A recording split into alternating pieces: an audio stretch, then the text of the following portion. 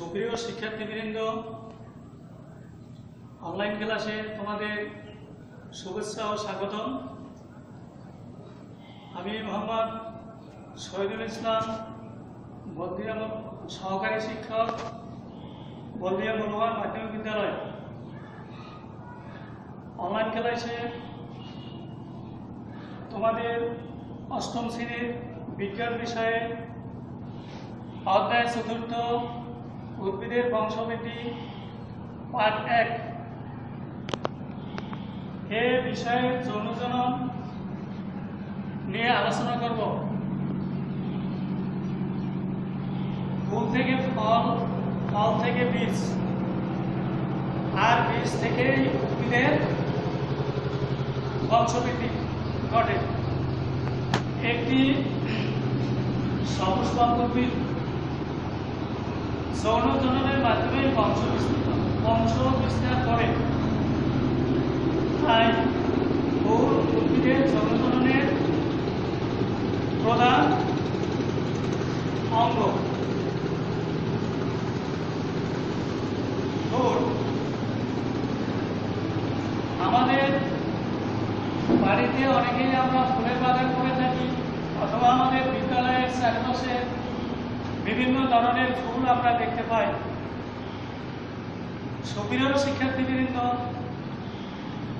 তোমরা মনে হয় বিভিন্ন ধরনের ফুলের সাথে পরিচিতি আছে।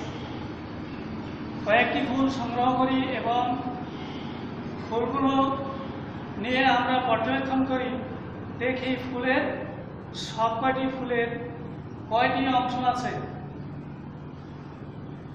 পুষ্পাক্ষ, বৃতি, দলমণ্ডল, পুংকেশর, গর্ভকেশর, এই 5টি অংশ সব ফুলের আছে কি? যে ফুলের 5টি অঙ্গ আছে তাকে আমরা সাধারণত সম্পূর্ণ ফুল বলি। আর এর থেকে যদি এই 5টি অংশ থেকে যদি কোনো একটি বা দুটি না থাকে, তাহলে তাকে আমরা অসম্পূর্ণ ফুল বলবো। শিক্ষার্থীবৃন্দ, মনে হয় তোমাদের বুঝতে কারো অসুবিধা হয়নি?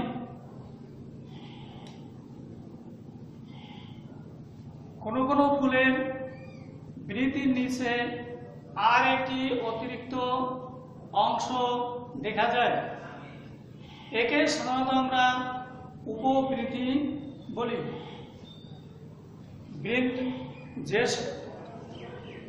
যে সকল ফুলের বৃত্ত আছে তাকে সাধারণত আমরা সবৃত্ত ফুল, আর যে ফুলের বৃত্ত নাই তাকে আমরা অবৃত্ত ফুল বলি।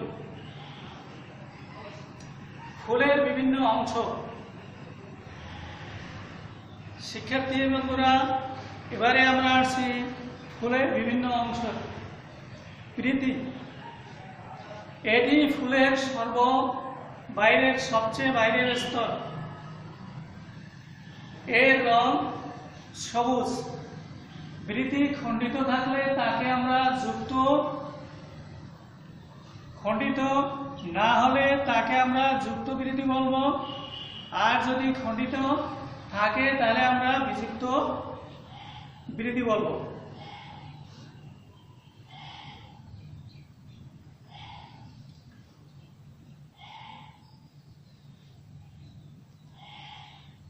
দলমণ্ডল, এটি ফুলের দ্বিতীয় স্তবক। একাধিক পাপড়ি মিলে দলমণ্ডল গঠিত হয়।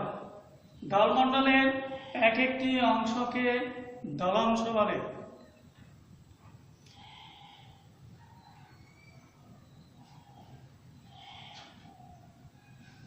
দলাংশের কতগুলো দলাংশ একত্র মিলে যদি যুক্ত থাকে তাকে আমরা যুক্ত পাপড়ি দল বলবো। আর যদি বিযুক্ত থাকে তাকে আমরা বিযুক্ত দল বলবো। যেমন দুতরা ফুলের দলাংশ যুক্ত।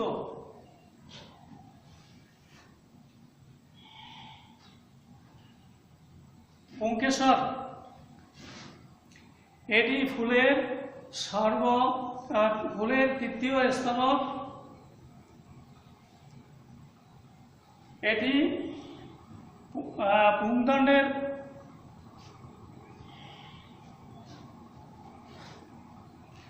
এই স্তবকের প্রতিটি অংশকে পুংকেশর বলে। পুংকেশরের দণ্ডের মধ্যে দণ্ডের ন্যায় একটি অংশ থাকে, একে সাধারণত আমরা পুংদণ্ড বলি। পুংদণ্ডের শীর্ষে বা মাথায় একটি থলের ন্যায় একটি অংশ থাকে, একে পরাগধানী বলা হয়। পরাগধানীর মধ্যে অসংখ্য পরাগরেণু সৃষ্টি হয়। পরাগরেণু পুংকেশরের পরাগরেণু থেকে পুংকেশর পুং জননকোষ সৃষ্টি হয়। এটি সরাসরি জনন কাজে অংশগ্রহণ করে। গর্ভকেশর বা স্ত্রী স্তবক, এটি ফুলের চতুর্থ স্তবক। এক বা একাধিক স্তবক মিলিত হয়ে গর্ভপত্র নিয়ে স্ত্রী স্তবক গঠিত বা স্ত্রী কেশর গঠিত। একের অধিক গর্ভপত্র সম্পূর্ণভাবে যুক্ত থাকলে তাকে আমরা যুক্ত গর্ভপত্র বলি, আর আলাদা আলাদা থাকলে তাকে আমরা বিযুক্ত গর্ভপত্র বলি।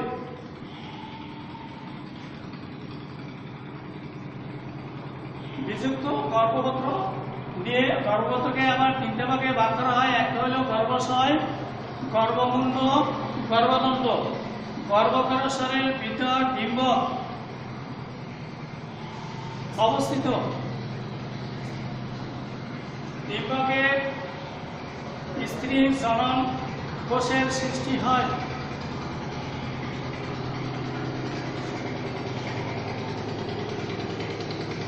এরা পুংকেশরের ন্যায় স্ত্রী জননকোষের সৃষ্টি করে, এবার সরাসরি জননকোষে অংশগ্রহণ করে বা অংশ নেয়। বৃতি ও দলমণ্ডল ফুলের অত্যাবশ্যকীয় সাহায্যকারী অংশ। পুংস্তবক আর স্ত্রী স্তবক অত্যাবশ্যকীয় অঙ্গ। পুষ্পমঞ্জরি একটি ফুলের কার্তিক মুকুল থেকে সৃষ্টি। বিশেষ একটি নিয়মে বা পদ্ধতিতে ফুলগুলো যদি একই মঞ্জরিতে সজ্জিত থাকে তাকে আমরা পুষ্পমঞ্জরি বলি। ফুলসহ এই পুষ্পমঞ্জরি, একে পুষ্পমঞ্জরি বলা হয়। যদি ফুলগুলো বৃদ্ধি অসীম হয় তাকে আমরা নিয়ত পুষ্পমঞ্জরি, আর যদি বৃদ্ধি সসীম হয় তাকে অনিয়ত পুষ্পমঞ্জরি বলি। শিক্ষার্থী বন্ধুরা, তোমাদের মনে হয় বুঝতে কারো কোনো সমস্যা হয়নি? তাহলে অনলাইন ক্লাসে আজকে এখানকার মধ্যে আমি আমার ক্লাস শেষ করছি। করোনাকালীন সময় তোমরা বাড়িতে থাকবে, বাসায় থাকবে। যদি প্রয়োজন মনে করো, জরুরি প্রয়োজনে বাসা থেকে বেরোতে হলে মাস্ক পরিধান করে বের হবে। সামাজিক দূরত্ব বজায় রাখবে, বাড়িতে থাকবে, সুস্থ থাকবে। এই বলে আমি আমার সংক্ষিপ্ত ক্লাস শেষ করছি। আল্লাহ হাফেজ।